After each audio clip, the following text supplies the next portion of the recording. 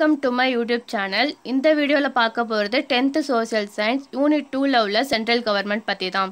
Central government அப்படின்னா என்ன? Indian government தான். இந்தியன் கவர்மெண்ட்டை யாரெல்லாம் ரூல் பண்ணுறது? President, vice president, prime minister, அப்புறம் அவங்களுக்கு அண்டரில் வர மினிஸ்டர்ஸ்லாம் தான் ரூல் பண்ணுறாங்க. இதெல்லாம் தொகுக்கிறது தான் எக்ஸிக்யூட்டிவ். அண்ட் எக்ஸிக்யூட்டிவ் பேஸ் பண்ணி இருக்கிறது தான் லெஜிஸ்லேச்சர் அண்ட் ஜுடிஷியரி. இதை பற்றிலாம் தான் இந்த லெசனை நம்ம பார்க்க போகிறோம். பட் பார்ட் 1ல் எக்ஸிக்யூட்டிவ் ஃபுல்லாக பார்ப்போம். அண்ட் நெக்ஸ்ட் பார்ட்டில் லெஜிஸ்லேச்சர் அண்ட் ஜுடிஷியரி பற்றி பார்க்கலாம். தென் இந்த வீடியோவில் உள்ள நோட்ஸ்க்கான பிடிஎஃப்பும் புக்குக்கான பிடிஎஃப்பும் ஹைலைட் பண்ணி டெஸ்கிரிப்ஷனில் கொடுத்துட்டேன், காப்பி பண்ணிக்கோங்க. இப்போ லெசனுக்குள்ளே போகலாம். இன்ட்ரடக்ஷன். நம்ம கண்ட்ரியை பொறுத்தவரையும் சென்ட்ரல் கவர்மெண்ட் தான் சுப்ரீம் கவர்மெண்ட். அதாவது எல்லா கவர்மெண்ட்டை விட பெரியது சென்ட்ரல் கவர்மெண்ட் தான். இதோட ஹெட் குவார்ட்டர்ஸ் நியூ டெல்லியில் லொக்கேட் ஆகியிருக்கு. இந்தியன் கான்ஸ்டிடியூஷனில் பார்ட் 5 ஆர்டிக்கல் 52லேருந்து 78 வரையும் யூனியன் எக்ஸிக்யூட்டிவ் பற்றி தான் டிஸ்கிரைப் பண்ணியிருக்காங்க. நம்ம இந்தியன் கான்ஸ்டிடியூஷன் நமக்கு டெமோக்ராட்டிக் ஃபார்ம் ஆஃப் கவர்மெண்ட்டை தான் ப்ரொவைட் பண்ணுது. அதாவது மக்களாட்சி, மக்கள் தான் தலைவர்களை தேர்ந்தெடுக்கிற முறை தான் democratic form. Executive, legislature and judiciary இந்த 3 ஆர்கன்ஸையும் கொண்டது தான் சென்ட்ரல் கவர்மெண்ட். எக்ஸிக்யூட்டிவ் அப்படின்னா நிர்வாகம். நம்ம நாட்டை நிர்வாகம் பண்ணுறது யார் யார்? President, vice president, prime minister and council of ministers. இவங்க எல்லாம் தான் நம்ம சென்ட்ரல் கவர்மெண்ட்டை நிர்வாகம் பண்ணுறாங்க. Next, president of India. நம்ம கான்ஸ்டிடியூஷன் பார்லிமெண்ட்ரி சிஸ்டம் தான் ப்ரொவைட் பண்ணுது. அண்ட் இந்தியன் யூனியனோட சீஃப் எக்ஸிக்யூட்டிவ் யாருன்னா பிரசிடென்ட் தான். அண்ட் இவர் தான் இந்தியாவோட ஃபர்ஸ்ட் சிட்டிசன். ஆர்ம்டு ஃபோர்ஸஸ்க்கு சுப்ரீம் கமாண்டராக இருக்கிறவரும் பிரசிடென்ட் தான். அதாவது இராணுவப்படை, விமானப்படை, கப்பல் படை இதற்கெல்லாம் தலைமை தளபதியாக இருப்பவர் தான் பிரசிடென்ட். ஜுடிஷியரியை கான்ஸ்டிடியூட் பண்ணுறதுக்கான ரெஸ்பான்சிபிளும் பிரசிடென்ட்டுக்கு தான் இருக்குது. அக்கார்டிங் டு ஆர்டிக்கல் 53 கான்ஸ்டிடியூஷன் படி பிரசிடென்ட் அவரோட பவர் எல்லாமே டைரக்டாவோ இல்லை அவருக்கு கீழே வர ஆஃபீஸர்ஸ், சபார்டினேட் ஆஃபீஸர்ஸ் மூலமாகவோ செயல்படுத்திடுவார். Next one, do you know, new டெல்லியில் ராஷ்டிரபதி பவன் அப்படிங்கிற இடத்துல தான் பிரசிடென்ட் வசிக்கிறாரு. அண்ட் அவர் ரெசிடென்ஸும் ஆஃபீஸும் சேர்ந்தே ஒரே பில்டிங்காக தான் இருக்கும். இது இல்லாமல் இன்னும் 2 ஆஃபீஸர்ஸ் இருக்குது. ஃபர்ஸ்ட் சிம்லாவில் ரீட்ரீட் பில்டிங்னு ஒன்று இருக்குது. அண்ட் ஹைதராபாத்தில் ராஷ்டிரபதி நிலையம் அப்படின்னு இருக்குது. இந்த 2 ஆஃபீஸ்லேயும் இயர்லி ஒன்ஸ்க்கு இவர் ஆஃபீஸ் கண்டக்ட் பண்ணணும். ஷிம்லா சவுத்லேயும் ஷிம்லா நார்த்லேயும் ஹைதராபாத் சவுத்லேயும் மாற்றி எழுதிட்டேன் இருக்குது. இது எது சிம்பாலைஸ் பண்ணுது அப்படின்னா நம்ம கண்ட்ரியோட ஒற்றுமையும் வேறு கலாச்சாரத்தை பின்பற்றினாலும் மக்கள் எவ்வளோ ஒற்றுமையாக இருக்கிறாங்க அப்படிங்கிறத சிம்பாலைஸ் பண்ணுது. Next one, qualification for the election as president. President கேண்டிடேட்டாக இருக்கணும்னா ஃபாலோவிங்கில் வர குவாலிஃபிகேஷன்லாம் இருக்கணும். ஃபர்ஸ்ட் ஒன், இந்தியாவோட சிட்டிசனாக இருக்கணும். செகண்ட் ஒன், அவங்களுக்கு 35 இயர்ஸ் கம்ப்ளீட்டாக இருக்கணும். தேர்ட் ஒன், இந்தியன் கவர்மெண்ட் இல்லை ஸ்டேட் கவர்மெண்ட் இல்லை லோக்கல் கவர்மெண்ட் இந்த கவர்மெண்ட்டுக்கு அண்டரில் வர எந்த ஆஃபீஸ்லேயுமே அவங்க ஒர்க் பண்ணியிருக்கக்கூடாது. அண்ட் ஃபோர்த் ஒன், லோக்சபாவுக்கு மெம்பராக இருக்கிற குவாலிஃபிகேஷனும் இருக்கணும். இந்த குவாலிஃபிகேஷன்லாம் இருந்தால் தான் அவங்க பிரசிடென்ட் கேண்டிடேட்டாக நாமினேட் பண்ணுவாங்க. அண்ட் பிரசிடெண்ட்டை எலக்ட்ரல் காலேஜ் தான் எலெக்ட் பண்ணுவாங்க. அங்கே உள்ள மெம்பர்ஸ்லாம் தான் எலெக்ட் பண்ணுவாங்க. பிரசிடெண்ட்டாக இருக்கணும்னா பார்லிமெண்ட் இல்லைனா லெஜிஸ்லேச்சர், ஸ்டேட் லெஜிஸ்லேச்சரில் அவங்க மெம்பராக இருக்கக்கூடாது.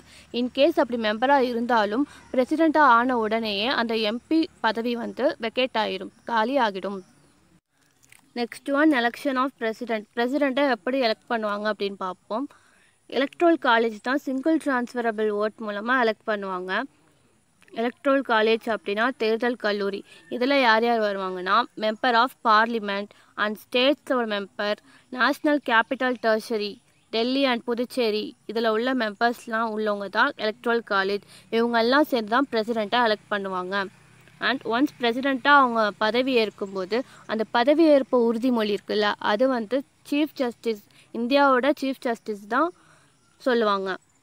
அண்ட் பிரசிடெண்ட்டோட பீரியட் 5 இயர்ஸ். ஒன்ஸ் அவங்க பிரசிடெண்ட்டாக இருந்தாலும் திரும்ப அவங்களால பிரசிடெண்ட்டாக ஆக முடியும், ரீஎலெக்ட் பண்ணலாம். Next one, powers of the president. பிரசிடெண்ட்டோட பவர்ஸ் பற்றியும் அண்ட் அவரோட ஃபங்க்ஷன்ஸ் பற்றியும் ஃபாலோவிங்கில் வர கேட்டகரிஸில் பார்ப்போம். First one executive powers. நம்ம இந்தியன் கான்ஸ்டிடியூஷன் சென்ட்ரல் கவர்மெண்ட்டை எக்ஸிக்யூட் பண்ணுறதுக்கான எல்லா பவருமே நம்ம பிரசிடெண்ட்டுக்கு கொடுத்துருக்கு. ஆர்டிகல் 77 படி நம்ம யூனியனில் நடக்கிற எல்லா எக்ஸிக்யூட்டிவ் ஆக்ஷனுமே பிரசிடெண்ட் மூலமாக தான் நடக்கணும். And prime minister, council of ministers, இவங்கள்லேருந்து கவர்னர்ஸ் ஆஃப் ஸ்டேட்ஸ், கோர்ட்டில் உள்ள எல்லா ஜட்ஜஸும் அண்ட் சீஃப் எலெக்ஷன் கமிஷனர் வரை எல்லாருமே பிரசிடெண்ட் தான் அப்பாயின்மெண்ட் பண்ணுறாரு. SC, ST and other backward கிளாஸஸோட கண்டிஷன்ஸை இன்வெஸ்டிகேட் பண்ண ஒரு கமிஷனை அப்பாயின்மெண்ட் பண்ணுறாரு president. And army, navy, air அந்த முப்படைகளுக்கான தளபதி சீஃப்ஸ் எல்லாம் பிரசிடெண்ட் தான் அப்பாயின்மெண்ட் பண்ணுவார். Second one legislative powers. பார்லிமெண்ட்டோட ஒரு முக்கிய அங்கமாக பிரசிடெண்ட் இருக்கார்.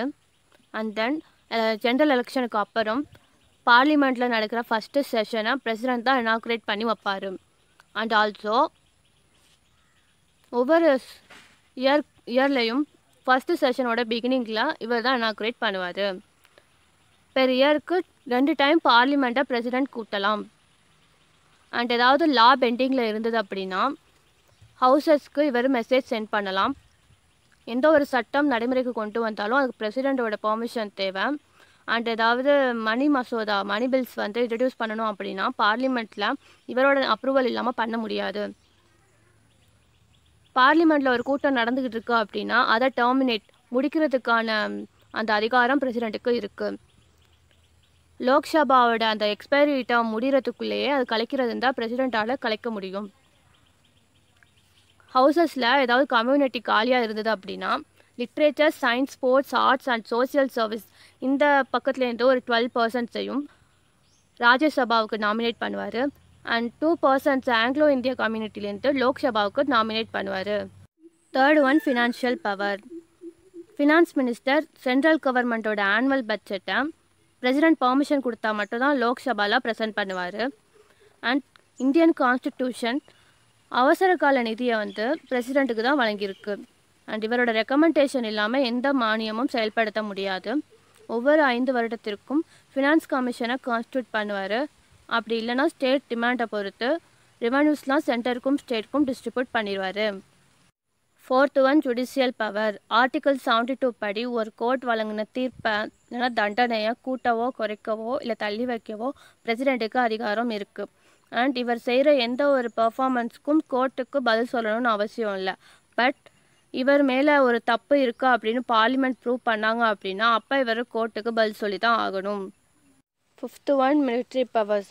ஆர்டிகல் 53(2) படி பிரசிடெண்ட் தான் டிஃபென்ஸ் ஃபோர்ஸோட சீஃப் கமாண்டாக இருக்கணும், சுப்ரீம் கமாண்டாக இருக்கணும். அதுபடி பிரசிடெண்ட் தான் நம்ம டிஃபென்ஸ் ஃபோர்ஸோட தலைமை தளபதி.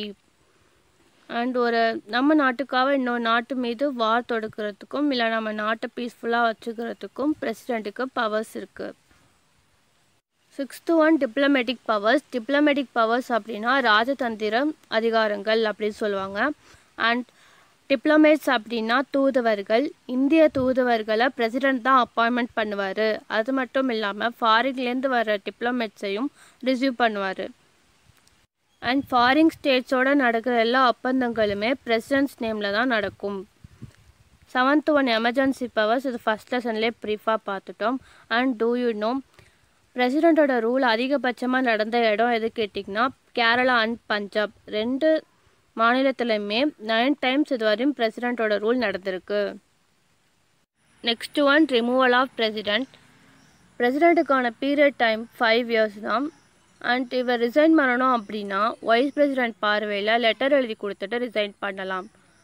ஆர்டிகல் 61 படி பிரசிடெண்ட் கான்ஸ்டிடியூஷனுக்கு அகைன்ஸ்டாக ஏதாவது பவர் ஹேண்டில் பண்ணாருன்னா அவர் ரிமூவ் பண்ணுறதுக்கான தகுதியை பெற்றுடுவார்.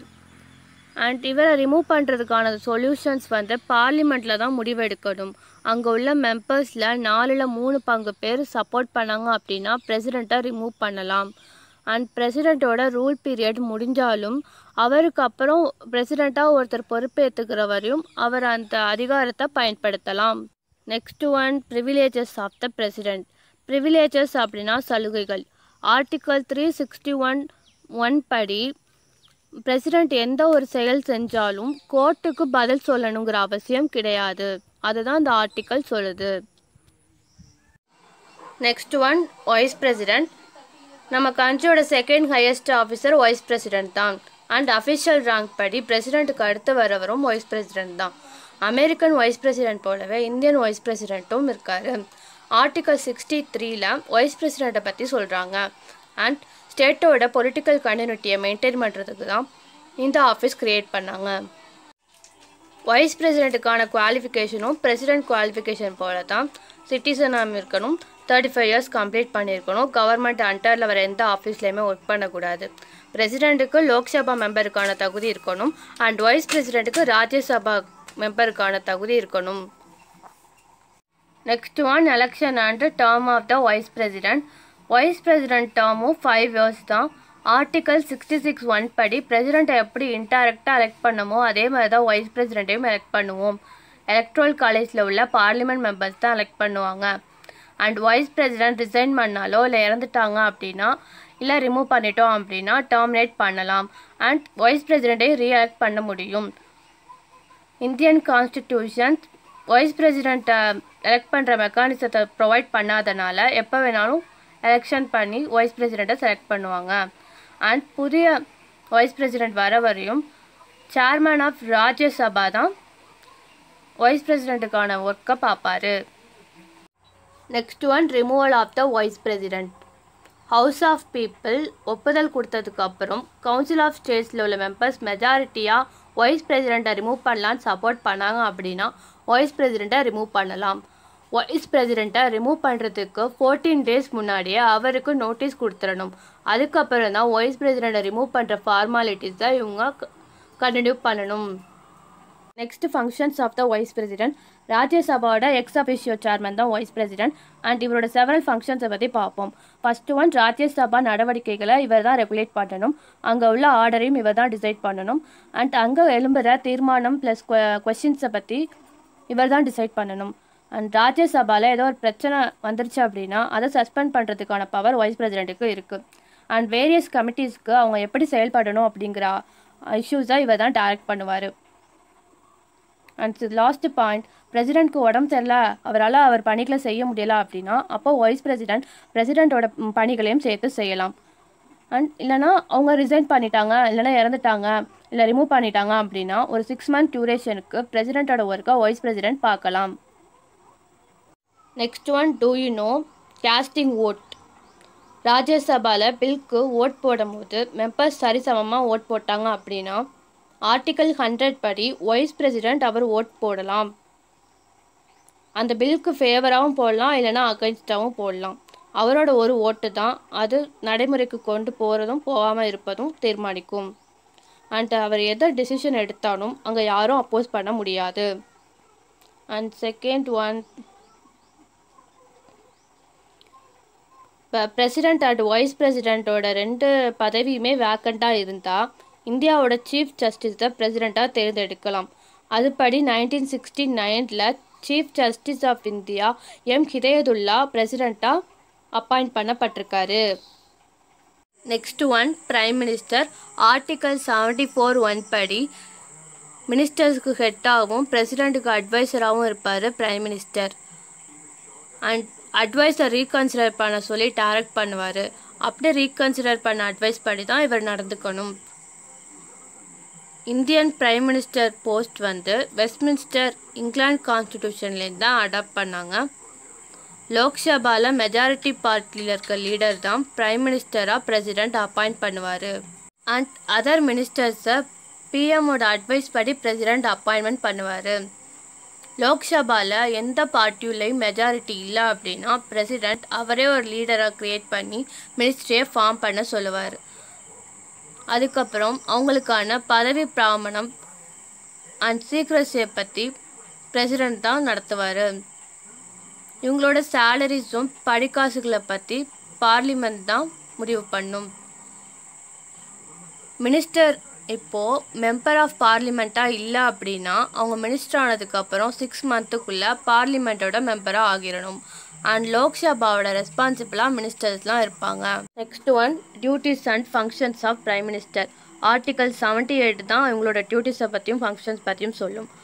மினிஸ்டர்ஸோட ரேங்க் படி அவங்க எந்தெந்த டிபார்ட்மெண்ட்டுக்கு போகணுமோ அந்தந்த டிபார்ட்மெண்ட்டை பிரைம் மினிஸ்டர் தான் டிஸ்ட்ரிபியூட் பண்ணுவார்.